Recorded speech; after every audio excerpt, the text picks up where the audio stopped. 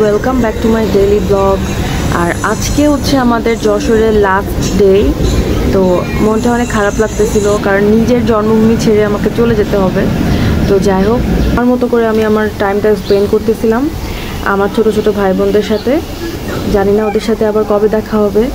তো সবাইকে ফোর্স করতেছিলাম আমার সাথে একটু নামার জন্য নিচে, বাট কেউ রাজি হচ্ছিল না, শুধুমাত্র ইহান ছাড়া।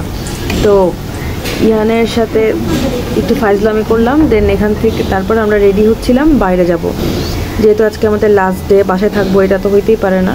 তো আমরা যাচ্ছিলাম সবাই বাইরে। আমরা বের হয়েছি মেইনলি বাইরে যাওয়ার জন্য। তো একে একে সবাই নিচে নামতেছি। আমরা বাইরে ডিনার করব, তার জন্য বাইরে যাচ্ছি, অ্যান্ড কি একটু ঘোরাঘুরিও করবো।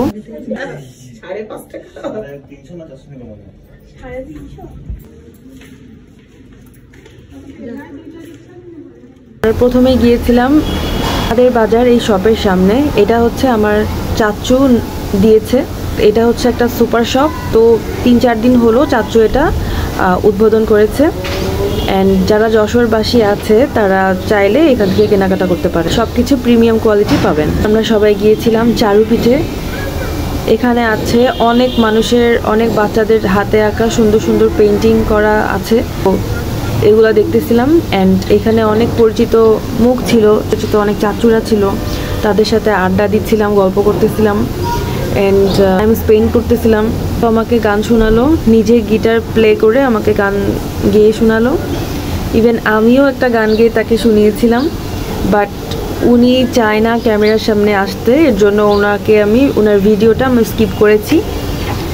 তো এই আর কি। আর আমি কি গান গেয়েছি অবশ্যই সবাই গেস করতে পেরেছে। অ্যান্ড এখান থেকে আড্ডা টাড্ডা মারার পর আমরা চলে গিয়েছিলাম ক্যাফে ডিলাইটে রাতের ডিনার করতে।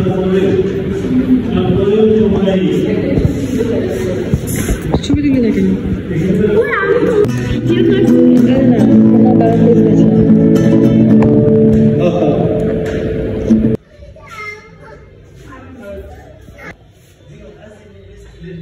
এখন ডিনার করতে করতে ইহানের তো কান্নাকাটি শুরু হয়ে গিয়েছে, কারণ ও খেলনা কিনবে।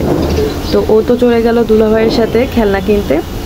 অ্যান্ড খেলনা টেলনা কিনে আনার পর দেন আমরা সবাই এখন ডিনার করব। তো আমরা কি করি না করি চলেন দেখতে থাকেন।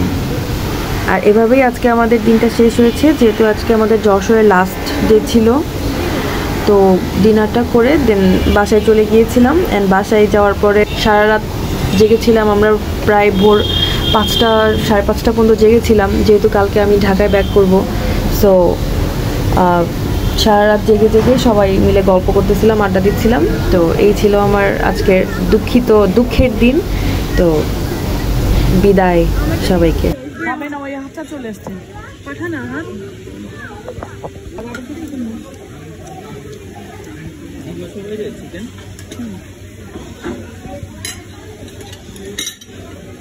ইয়ান বাবুকে দেখতে। Thank you.